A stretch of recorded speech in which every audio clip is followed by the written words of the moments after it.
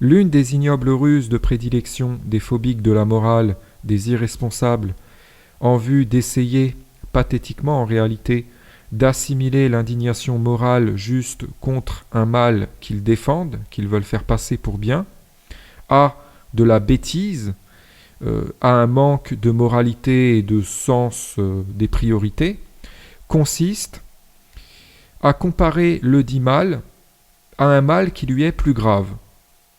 Ainsi, en prétendant qu'il y a plus grave, il minimise premièrement la gravité de ce mal, et même, in fine, essaie de la nier complètement, essayant par là de faire passer l'intelligence des gens qui s'insurgent contre, pour des gens finalement qui vétillent sur quelque chose de bénin ou qui n'a aucune gravité, et qui se gardent bien de s'attaquer à ce qui est vraiment grave.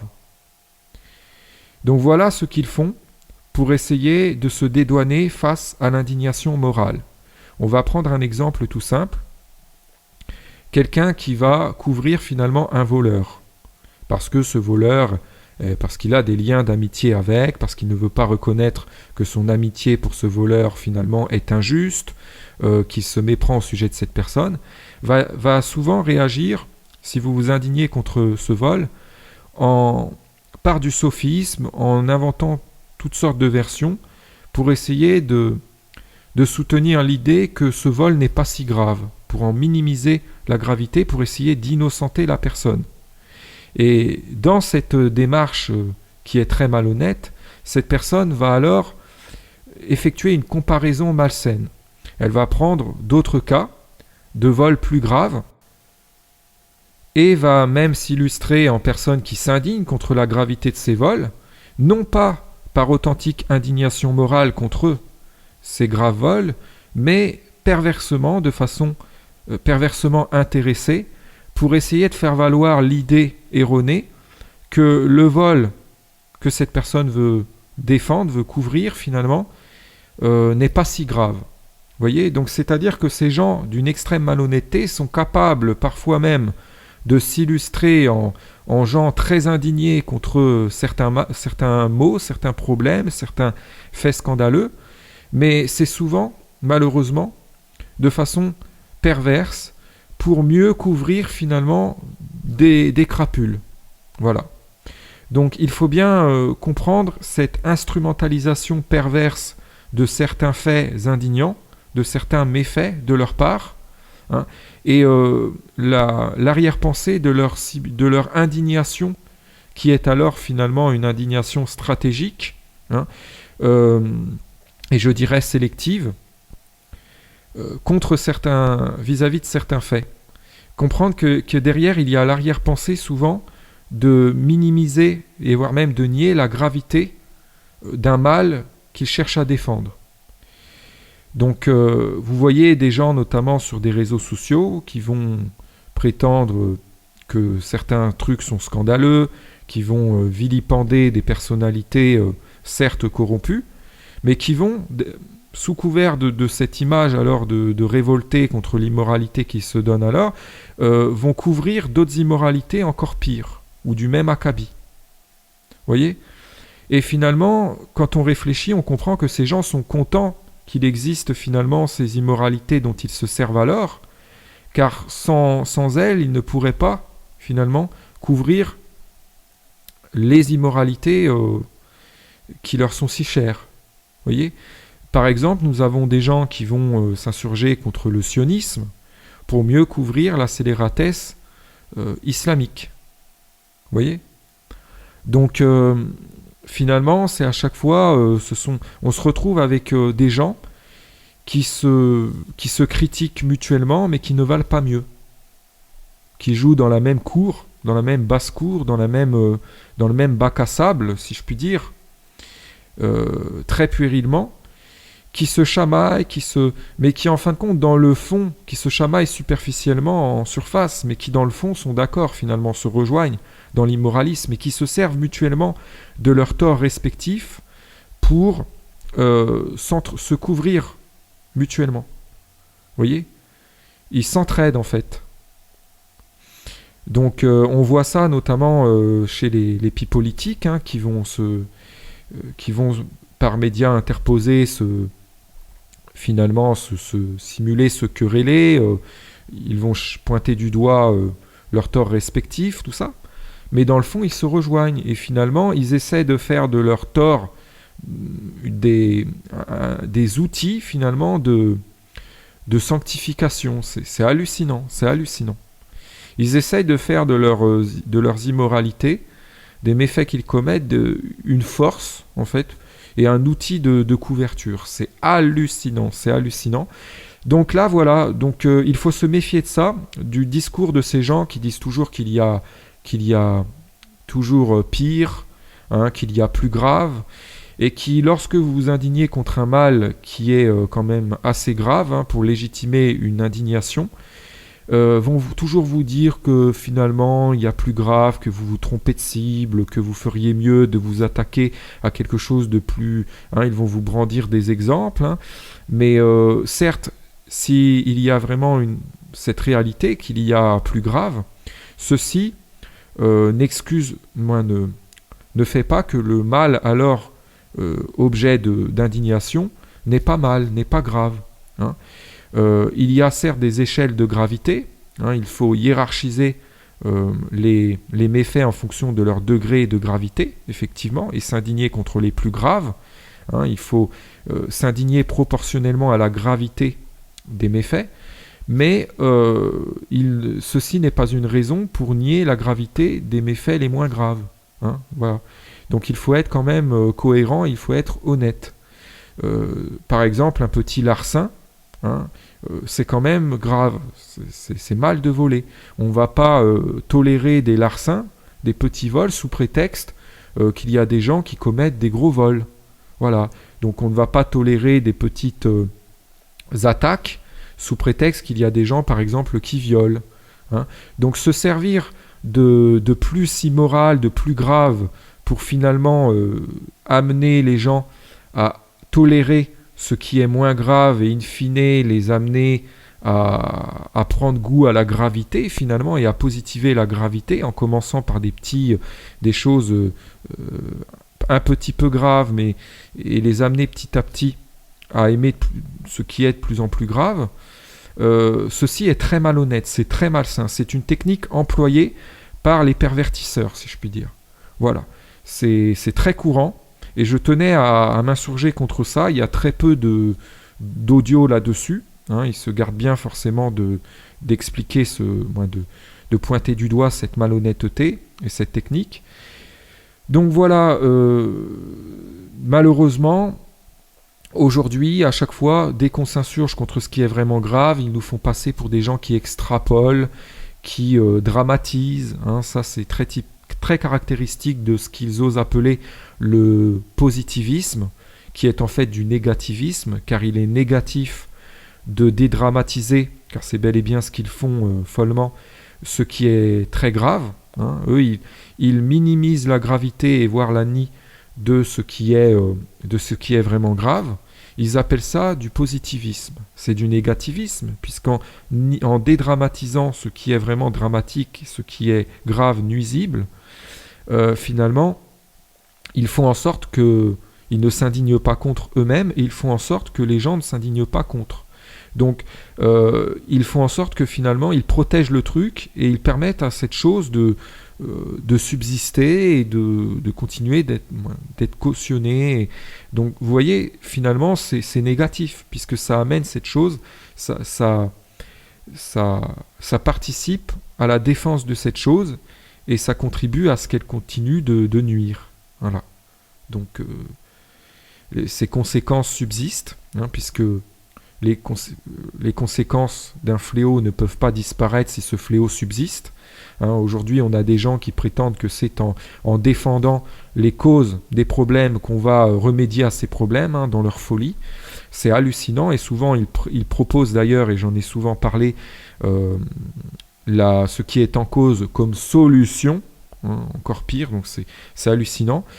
Voilà, donc il y en a marre de cette inversion à laquelle ils procèdent, hein, parce que finalement par là ils font passer les gens qui reconnaissent à juste titre la gravité des choses à sa juste proportion, à sa réelle proportion, pour des gens qui procèdent à un pervertissement de la réalité, qui extrapolent ou qui minimisent pour ce qu'ils sont eux en fait.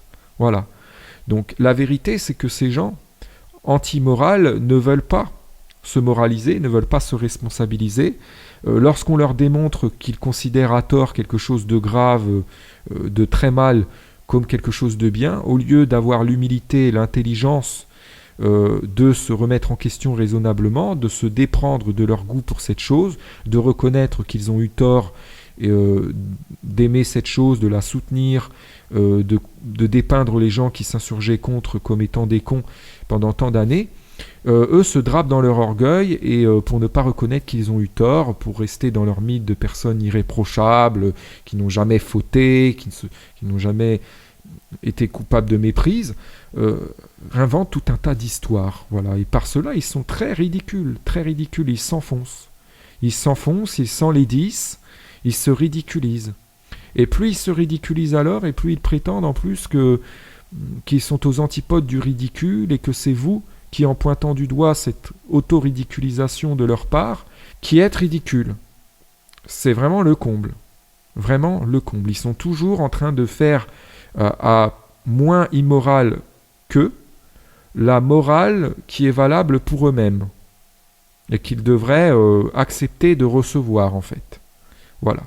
Toujours en train de prétendre blâmer finalement l'immoralité que eux-mêmes dénotent et pire encore de laquelle ils s'infatuent, parce que souvent aussi ils ne veulent pas reconnaître qu'ils ont été très cons de s'enorgueillir, de s'infatuer de ces immoralités. Voilà, parce que ils ont misé leur sentiment de ils ont fondé leur sentiment de valeur personnelle dessus. Ils ont misé leur sentiment de valeur sur ces immoralités. Donc voilà, c'est comme s'ils misaient dessus jusqu'à la mort en fait. Pour eux, reconnaître que c'est immoral, ça équivaudrait finalement à la mort de leur ego. Voilà, donc ils vont défendre finalement cette immoralité sur laquelle ils ont fait reposer à tort leur sentiment de valeur personnelle, comme si ça relevait d'une question de survie. Voilà. C'est pour ça que quand vous démontrez l'immoralité de cette immoralité qu'ils ont tort alors de prendre pour morale, ils font comme si vous vous attaquiez bientôt à leur vie, comme si c'était un attentat contre même leur droit d'exister. C'est pour ça qu'ils vivent ça comme une véritable offense et qui sont si hyper susceptibles. Ils sont vraiment à fleur de peau et ils sont capables alors de faire montre d'une extrême violence en prétendue légitime défense, parce qu'en plus ils se disent en légitimité de se défendre, alors qu'en fait, non, c'est de la défense illégitime. Ils s'offusquent finalement qu'on refuse de les applaudir dans leur tort, et de jouer, de rentrer dans leur jeu pervers, d'être complice avec eux dans ce jeu pervers, par lequel ils se disent dans la raison alors qu'ils sont dans le tort. Voilà, cette inversion de tort et raison fait beaucoup de dégâts dans ce monde. C'est ce qui est d'ailleurs responsable de l'avilissement de cette société, qui est formée majoritairement, il faut le reconnaître, il faut être réaliste, de gens qui sont dans cette déraison, dans cette folie, et qui en plus ont le toupet de jouer les antifolies. Ils vont vous traiter, vous, de fou, quand vous êtes vraiment dans la raison, ou en tout cas beaucoup plus raisonné qu'eux. Voilà. Ils n'aiment pas d'ailleurs les gens qui raisonnent. Quand vous raisonnez, quand vous philosophez correctement, quand vous tenez un discours cohérent, moral aussi, vraiment ils vous dépeignent comme quelqu'un de très vil, et ils essaient de vous faire passer pour quelqu'un de très orgueilleux, qui se prend pour quelqu'un d'évolué alors qu'il ne l'est pas, alors qu'en fait c'est ce que eux sont précisément. Voilà. Donc ils détestent que l'on mette en évidence leur surestime de leur personne. Ce sont des gens qui passent leur vie finalement à se surestimer, qui sont dans un délire, ils vivent leur vie dans un délire par lequel ils se prennent pour plus évolués qu'ils ne le sont. hein, et toujours à vivre dans la surestime, dans cette arrogance. Et plus ils sont orgueilleux, plus ils sont vaniteux, plus ils sont dans cette surestime, et plus ils jouent les gens qui détestent la surestime, qui détestent l'orgueil, toujours en train d'usurper le statut de détestateur, de réprobateur de ceux qu'ils dénotent et de ceux dont ils s'infatuent. Voilà. Alors vous les voyez avec ce discours inversé, prétendre qu'ils abominent au plus haut point, tout ce qu'en fait, tout ce dont ils raffolent. Voilà. Ça, c'est typique de ces gens extrêmement malhonnêtes. Parce que ce sont des personnes qui ne veulent pas, qui sont en général très paresseux d'esprit, qui ne veulent pas avoir à faire les efforts intellectuels, les efforts spirituels pour raisonner, hein, pour philosopher correctement, parce que dans la vie, dans des situations dans lesquelles on se retrouve, pour se comporter correctement, hein, il faut analyser les choses, les circonstances, les événements, il faut faire vraiment un travail de réflexion. Eux sont trop paresseux d'esprit, ils ne veulent pas faire ça, alors ils essaient de se... Ils se complaisent dans la facilité, dans le laisser-aller, et ils ne peuvent pas alors être moraux, ils ne peuvent pas se comporter moralement, parce que ceci implique de cogiter, de réfléchir. Hein, on ne peut pas se comporter moralement comme ça. Il faut analyser, il faut réfléchir aux conséquences des actes, à ce qui est préférable de faire en fonction des circonstances. Voyez, et c'est quelque chose, c'est un effort de réflexion qui s'impose finalement à chaque instant. Même en ayant des principes moraux, en ayant une éthique, et en la suivant, on ne peut pas. Il faut adapter aux situations. Voyez, sinon cette éthique ne vaut rien. Hein. Donc ça implique toujours un effort de réflexion de chaque instant, et eux ne veulent pas faire cet effort. Ils sont des partisans du moindre effort, des paresseux premièrement spirituellement, et des paresseux dans tous les domaines en fait. Et donc ce sont des tricheurs, ils veulent jouer les gens moraux qui font ces efforts sans avoir à les faire. Donc ils jouent perpétuellement un rôle, hein, ils sont dans une comédie par laquelle ils se prétendent moralistes, voilà, alors qu'en fait ils ne le sont pas, par lesquels ils jouent les gens méritocrates, qui font les efforts, qui se démènent, qui se décarcassent pour donner le meilleur à chaque instant, alors qu'en fait ce n'est pas vrai. Hein, ils ne le sont que par prétention fallacieuse, et sous couvert de cette image alors qu'ils se donnent de méritocrates, qui s'escagassent pour donner le meilleur, pour faire les meilleurs choix, pour être les plus justes possibles, pour faire le moins de mal possible, pour donner pour être au top, sous couvert de cette fallacieuse image, ils se permettent, ils se complaisent dans la facilité, dans le je m'en foutisme, dans la paresse, ils font n'importe quoi, c'est le grand laisser-aller. Voilà. Et comme la société est constituée, il faut le reconnaître, d'une majorité de gens comme ça, qui en deviennent immoralistes, qui ne sont moraux que par fiction, en fait, hein, que par prétention mensongère, cette société ne peut qu'aller à volo. Voilà, alors on nous vante... Hein, on nous la vante, on nous dit que c'est la meilleure société qui puisse être, que c'est la plus civilisée, la plus évoluée, mais en fait il n'en est rien, il n'en est strictement rien, et nous le voyons, hein, il faut être réaliste, il faut voir la réalité en face, nous voyons que cette société est pourrie, nous voyons tous les crimes, tous les jours, tout ce qui se produit, toutes ces aberrations, toutes ces injustices. Si elle était vraiment une société évoluée, il n'y aurait pas en son sein tant d'anomalies, tant d'anormalités. Donc là, on a affaire à une masse de gens qui, au lieu de se catastropher, de s'alarmer de ça, hein, et de prendre ça comme des preuves qu'ils ont eu tort jusqu'à présent et qu'il est urgent qu'ils se remettent en question, qu'ils se posent des questions sur leur position, sur leurs convictions, sur leur façon de concevoir la vie, au lieu de prendre ça comme une sonnette d'alarme, si je puis dire, métaphoriquement, et de se remettre urgemment en question, eux essaient de réinterpréter tout ça perversement, ils positivent tout ça et ils essaient limite de dépeindre ça au contraire comme étant des signes qu'ils ont eu raison d'être aussi immoraux jusqu'à présent, de se foutre de la morale. C'est hallucinant, ils réagissent toujours de la façon contraire qu'il faut. Et la question, c'est jusqu'à quand cette infernalité va-t-elle durer? Jusqu'à quand vont-ils si infernalement s'acharner à contre-réalisme, à contre-objectivisme, à contre-raison? Ils sont dans un acharnement contre la raison, contre l'intelligence, contre le bon sens. Le bon sens veut que quand on constate que nos actions ont de mauvaises conséquences, on prenne ces mauvaises conséquences comme étant des preuves que ce que l'on a fait est mal, qu'on a agi inintelligemment en croyant que c'était bien de faire ça. Donc l'intelligence, c'est d'en tirer une leçon de morale et de se fixer alors le principe, de suivre le principe de ne plus commettre ces actions et d'en préférer des meilleures, ou en tout cas d'être dans une démarche de chercher à agir mieux, à accomplir des actions, d'autres actions meilleures, d'en chercher des meilleures. Après, on peut se tromper, hein, alors si on se trompe, on en constatera les mauvaises conséquences et on en tirera une autre leçon de morale, et ainsi on évolue. On se déprend alors de nos mauvaises idées, hein, des mauvaises idées par lesquelles on a cru bon que ces actions étaient dignes d'être accomplies et par lesquelles on a déployé les efforts pour les mettre en œuvre et pour les promouvoir des fois aussi.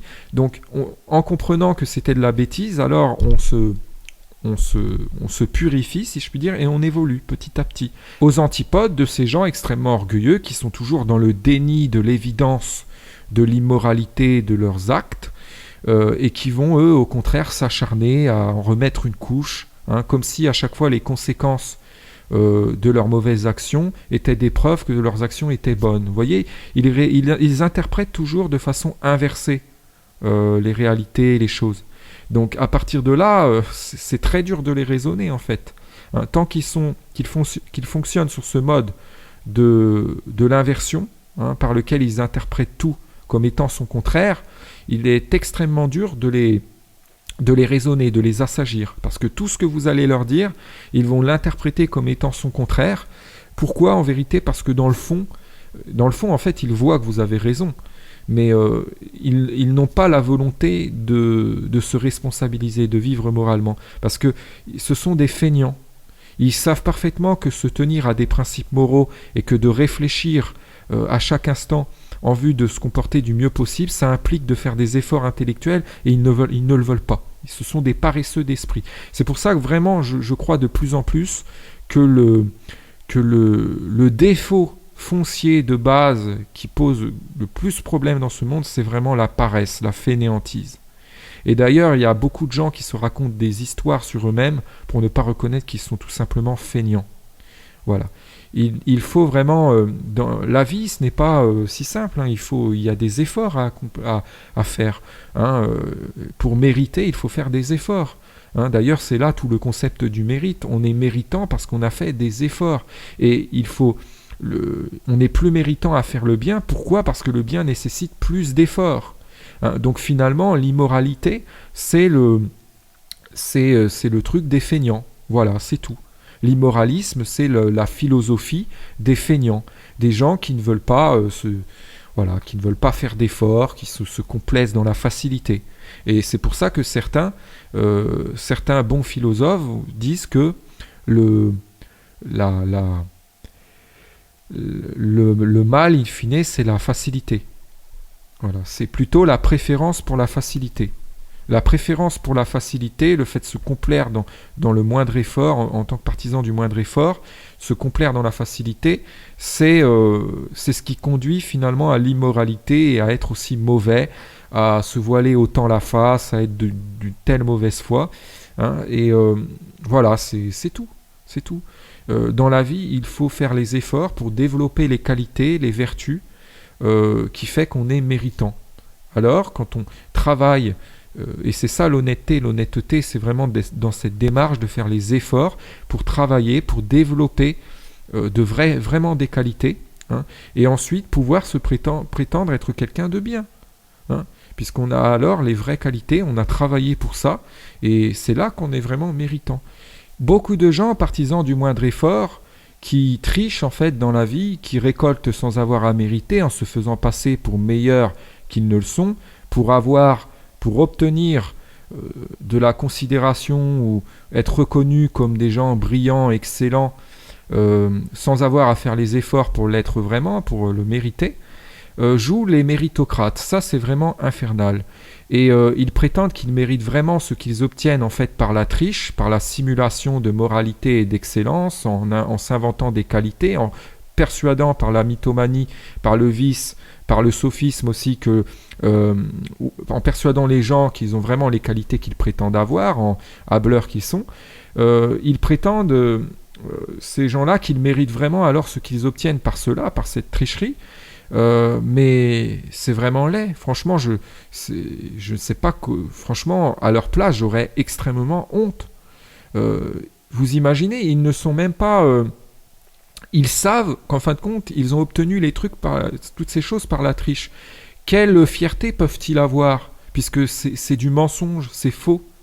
Ils sont là à prétendre qu'ils sont contents d'avoir ce qu'ils ont, parce qu'ils ont un sentiment de fierté, mais en fait c'est faux, c'est bidon. C'est bidon puisqu'ils savent qu'ils ne le méritent pas. Vous voyez, on ne peut pas finalement authentiquement jouir de récolter quelque chose si on ne le mérite pas, puisqu'on sait qu'on ne le mérite pas. Au fond de nous-mêmes, il y a toujours cette conscience qu'on ne l'a pas mérité. Et là, nous avons affaire à ces gens malhonnêtes qui essaient de scotomiser ça de leur conscience, par le déni, en se voilant la face. Et quand on leur rappelle ça, qu'on leur rappelle qu'ils n'ont pas mérité et que ce sont des profiteurs aussi qui volent finalement le mérite des gens bien, en les usurpant en fait, en jouant les gens bien qu'ils ne sont pas, et par cela finalement ils volent le mérite à des gens vraiment, vraiment bien, puisqu'ils ne peuvent pas eux se faire passer pour des gens géniaux sans l'être, sans faire passer les gens qui sont vraiment géniaux pour des faussaires et les tricheurs qui sont eux en fait. C'est ça qui est dramatique aussi, c'est que ça les rend extrêmement calomnieux et très injustes. Donc ces gens-là, quand on leur rappelle en fait qu'ils sont des tricheurs et qu'ils n'ont pas mérité, on coupe court à leur délire à leur simulation de fierté en fait. Et ça les gêne beaucoup. Ça les gêne beaucoup.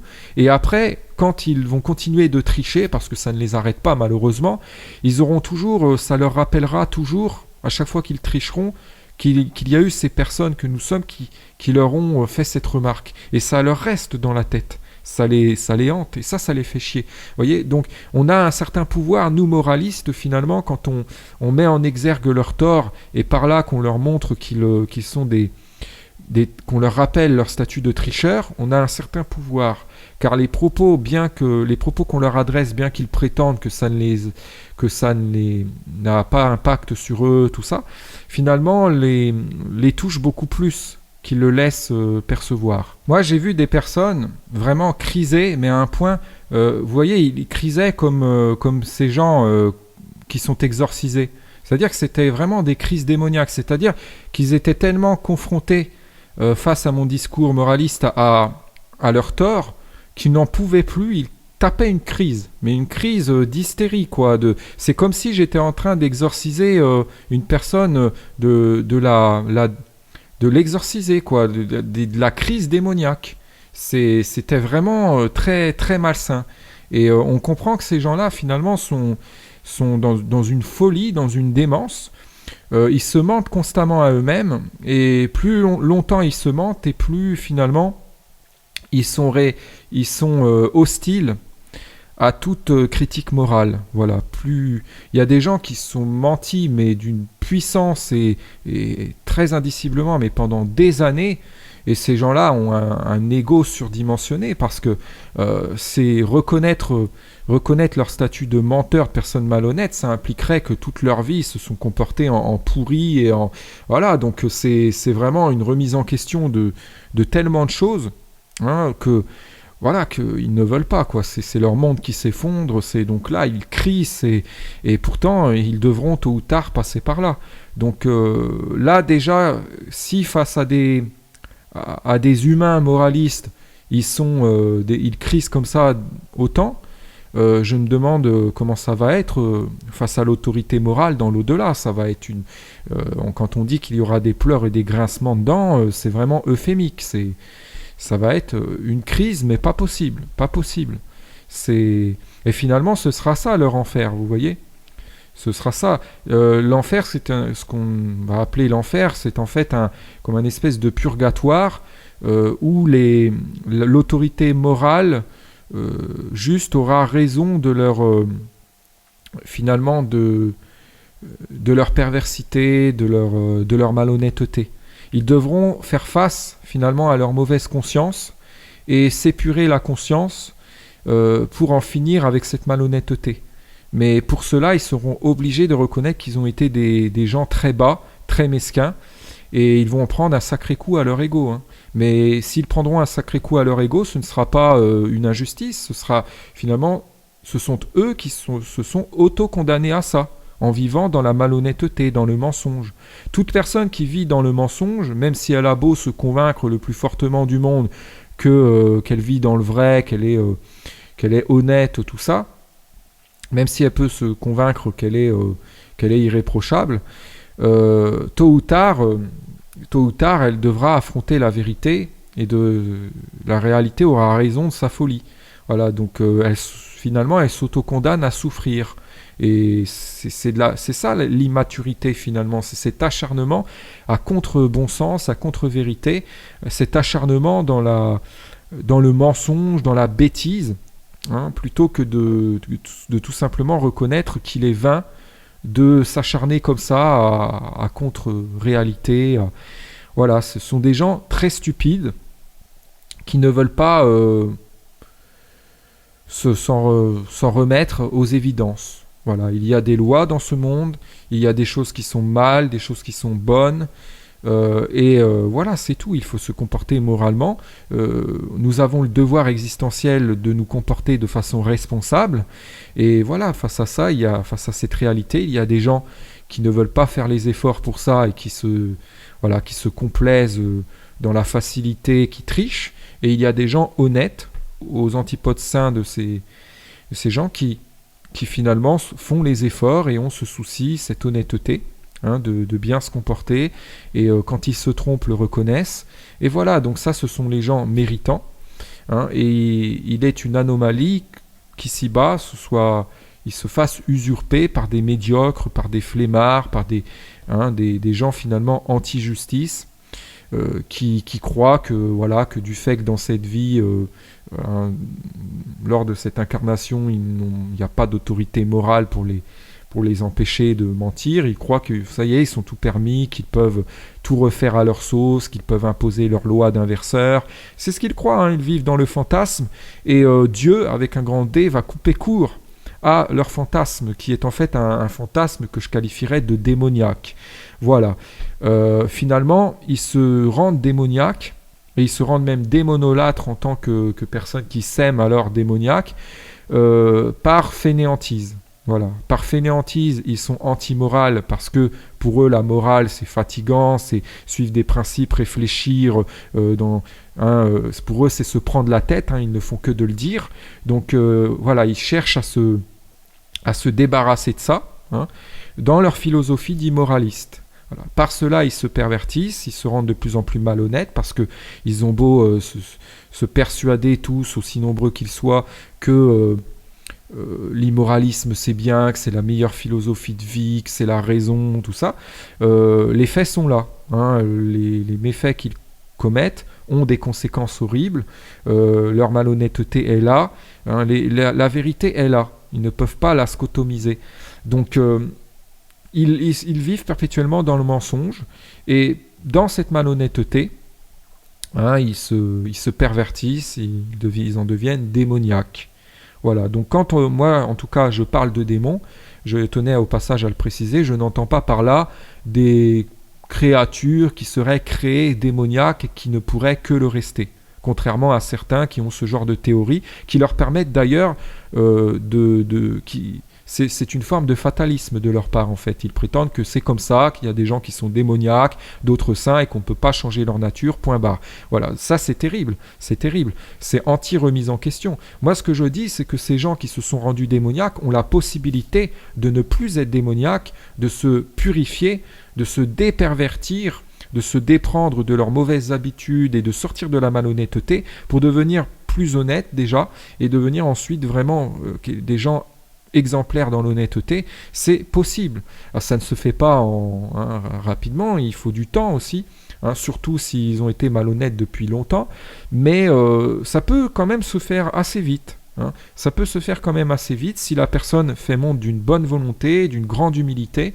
Donc finalement, les gens évoluent en fonction de leur degré d'honnêteté. Voilà.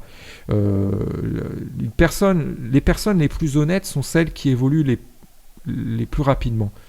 Et voilà, donc, et elles sont jalousées en fait foncièrement, souvent par les gens malhonnêtes, qui sont des flemmards finalement, qui essaient de se mentir, de nier qu'en fin de compte, ils essaient de procéder à un démenti de leur fainéantise, de leur nullité en fait. Ce sont des gens qui n'ont pas de cran, qui n'ont pas de courage, et des lâches en fait qui essaient de démentir leur lâcheté. Voilà, en se racontant des histoires selon lesquelles ils seraient ce qu'ils n'ont pas le courage et le courage d'être, la force d'être. Voilà. Donc je tenais à préciser tout ça, c'est vraiment en guise d'approfondissement, et il y a vraiment à creuser encore et à dire sur tout ça. Voilà, donc dans une prochaine vidéo, je parlerai plus de l'objectivisme, je parlerai des rudiments du moralisme, car aujourd'hui, beaucoup de gens, dès qu'on parle de moralisme, assimilent ça au subjectivisme. Ils ont indiciblement tort, ils se méprennent totalement, donc il convient de rappeler les bases, et les bases en matière de philosophie axiologique.